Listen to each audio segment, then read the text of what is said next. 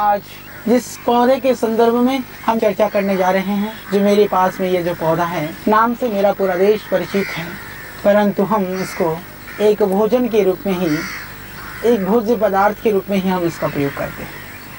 परंतु आज हम भोज्य पकवान के रूप में नहीं, अभी तो हम ये चर्चा करेंगे कि यह जो ये तिल है, तिल के जो औषधीय गुण हैं, जो हमारे रोगों को दूर करने के जो गुण हैं, उनको हम आज पहचानें।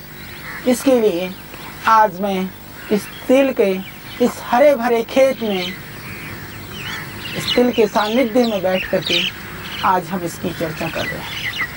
ये बहुत ही लाभकारी है। आइए हम शुरू करते हैं। तिल बहुत लाभकारी है खांसी के लिए। आप कहेंगे भला तिल और खांसी, वास्तव में आपके घर में तिल है तो आप थोड़ा तिल ले लीजिए। सिर्फ 2 ग्राम तिल के अंदर 2-3 पत्ती डाल दें तुलसी, और आप थोड़ी सी मात्रा में अदरक भी आप डाल सकते हैं। इसको मिला करके आप काढ़ा बना करके पिए। यह काढ़ा आपके सब तरह की खांसी के लिए, चाहे वो बलगम वाली है, चाहे वह सूखी खांसी है, उसके लिए यह बहुत ही कारगर है।